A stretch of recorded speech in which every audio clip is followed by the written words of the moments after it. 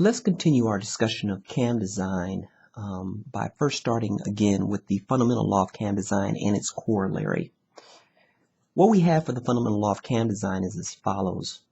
A CAM function must be continuous to the first and second derivatives of displacement across the entire interval.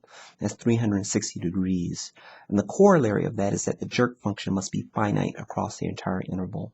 So turning our attention back to the fundamental law, when we talk about the first and the second derivative, what we're talking about there is the velocity and the acceleration, because the velocity is going to be our first derivative and the acceleration is going to be our second derivative. So the function that we see once we take our first derivative and then our second derivative, both of those results must be continuous if our CAM design is going to be adequate. Otherwise, we're going to end up with discontinuities and infinite jerk, which is our corollary. And so what we're going to do is we're going to move forward and focus on the idea that as we look at our position graph, we're going to be trying to find a function that results in the velocity and the acceleration graph being continuous over the entire 360-degree interval. So we need to piece together functions which behave better than the linear function which we used in the previous set of slides. Let's try something called the simple harmonic function, or a simple harmonic motion which uses a sine curve for the rise. And so for this function here, we're given a position which is h over 2, where the h is related to the height that we want to rise. And then we have it multiplied by 1 minus cosine pi theta over beta. Now we're going to focus a little bit more on some of these variables in a second, but let's just say for now that the theta in our numerator is the CAM position and beta is the width of the particular part of this function. And so if we go back a few slides, again to our position curve, what we'll see, actually let me go back to this one. So what we'll see here is that the theta runs along this direction for our CAM angle, that's our theta, and beta relates to the particular part of the curve that we're currently in. So the low dwell has a beta of 90. The rise is going to also have a beta of 90 because it goes from 90 to 180. The high dwell has a beta also of 90, and the fall in this case has a beta of 90. So all of our betas are 90 in this case. This does not always have to be the way that it is. Just so it is that way for this particular example. And so here we have a function for our position. It is equal to the following, and we can differentiate this position and get velocity. We can differentiate this velocity and get acceleration. And again, we can differentiate this acceleration equation and get jerk. The only value that is a function that is not constant as we do this is our theta. So every one of these derivatives is with respect to theta. And so now we have position, velocity, acceleration, and jerk, and we could plot them all, and then of course we'll be looking to see that this does not invalidate our fundamental law of CAM design, which means our velocity and acceleration profiles must be continuous for the entire duration, and our jerk profile must be non-infinite, or it must not ever become infinite. It's got to be finite across the entire interval. And so here we see some curves. So we've plotted our position curve, our velocity curve, our acceleration curve, and our jerk curve. So right away, instead of a straight line for our position curve, now we have a kind of this nice S-type curve here. And you see what our velocity looks like and our acceleration. But look at this here. Our acceleration is not continuous at the beginning or the end of the interval, meaning that our second derivative is not continuous. So right away we know we have violated the fundamental law of CAM design and its corollary also, because our jerk is not finite. It is again infinite because of the quick step up that we have for our acceleration. So we still get an infinite jerk when we match up to the dwell regions. So we need to get the acceleration to be 0 at the ends of the rise interval.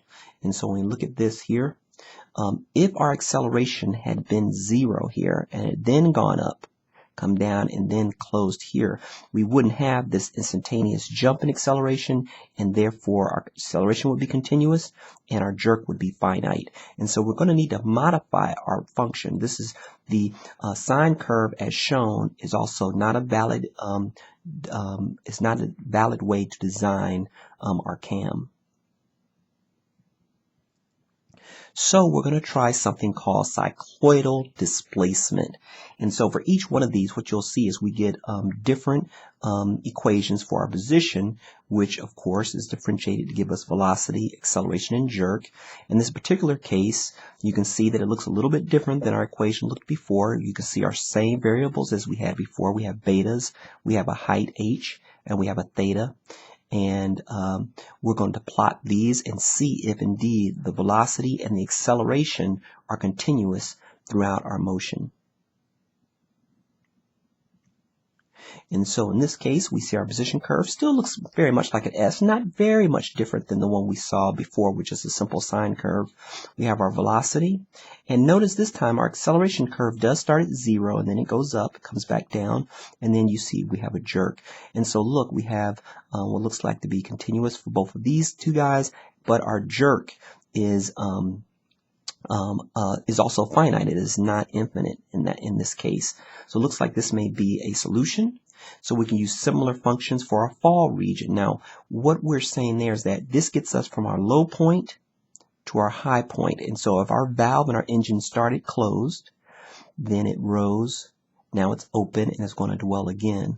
And so this was a rise function. We can do the same thing for our fall. We simply need the inverse of each one of these.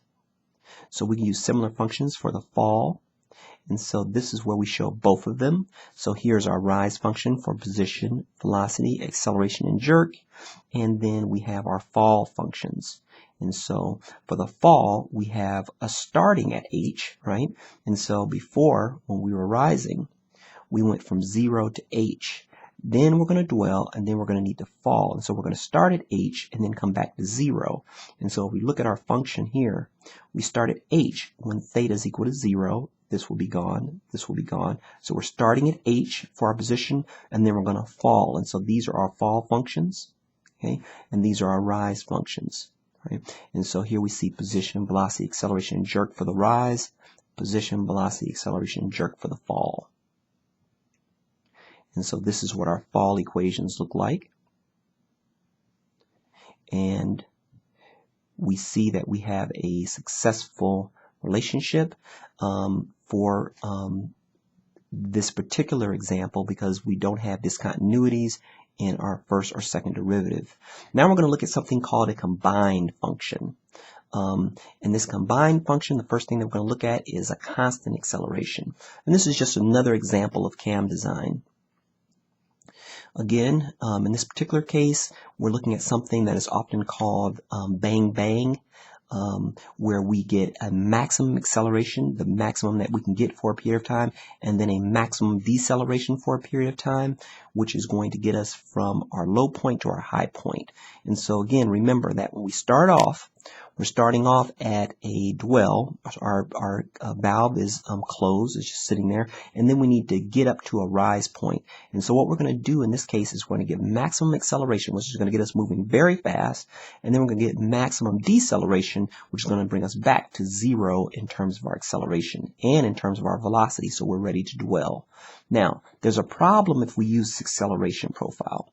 This acceleration profile will result in a fast-moving valve, and then it will decelerate it to 0. So that's great. However, it's not continuous at these locations.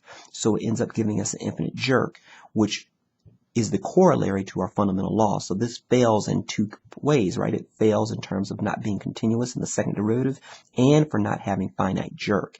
And so what we need to do is break this up so that it's not discontinuous at these locations. And so we can do that in this manner.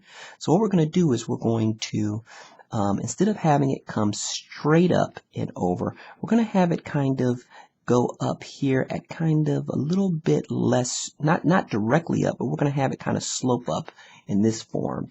Now, since it's not immediately going up, it's going to need to do that for a longer period of time. So that's why we see the acceleration now is actually higher than it previously was. And then it's going to go down again and then over and then back up. And so now when you look at this profile, we see that in this particular case, we end up with jerks that are still, they are finite in this case. So what we can do here is say that even though our jerk here is not infinite, it is very discontinuous. And what we say is that the discontinuity in our jerk tends to create a vibratory behavior in gears or other transmission elements connected to the follower in this case. And so really even though this is it's a valid jerk profile, we don't want to use this because it's going to really cause some problems in our engine. It's going to be there's going to be a lot of vibration associated with it. And so what we're going to do is we're going to modify that trapezoidal acceleration so we'll get a less ragged jerk. And the way we do that is taking a sine wave and splitting it apart. And so we're taking this sine wave and we're going to split it apart, and we're going to kind of use both pieces of this to create our acceleration profile. So now instead of just having this acceleration that went directly up with a straight line, now we kind of have a smoother acceleration, and then we'll go over constant here, and then we'll have a smooth one down, whereas before we had a straight line. Okay, just to refresh your memory, we had a line here that was straight, whereas now we're going to kind of have a smooth curve on that acceleration. And so if we look here, we've taken that acceleration, which was maximum up and then maximum deceleration, and we've put these smoothed edges on it. And so now we have this, what we call a modified trapezoidal acceleration. And it's going to result in a less ragged jerk function. Here's a plot of what we'll see for the rise on our position curve when we use this modified trapezoidal, our velocity curve. We built our acceleration, so you've seen it before. Right? We have these curved portions here and flat portions here, and look at that jerk. So our jerk here is still not, it's not infinite, it's a finite jerk, and it's smooth. So instead of getting these kind of breaks that we had before, these kind of rough, ragged jerks, we get a smooth jerk profile. So the modified trapezoid is also one that does work for us. It is continuous through our first and second derivative, and it has a finite jerk. Here's another design that works. It is a modified sinusoidal. It has a better jerk, a higher peak acceleration, but a lower peak velocity. Okay, we start off with a similar sine function, and then we break it, we transform it as follows, kind of blend it out, where we kind of stretched it out in a way to where we no longer have this straight portion on our acceleration. Okay, and so when we look at it here, we've broken this apart. We've taken this acceleration curve and kind of spread it out as you see here. And so we're just taking the first beginning of that acceleration, and then we're taking this middle portion and kind of fitting it in here. And so we end up with this profile on our acceleration. Okay, and so our acceleration profile is a little different than it was in the modified trapezoidal.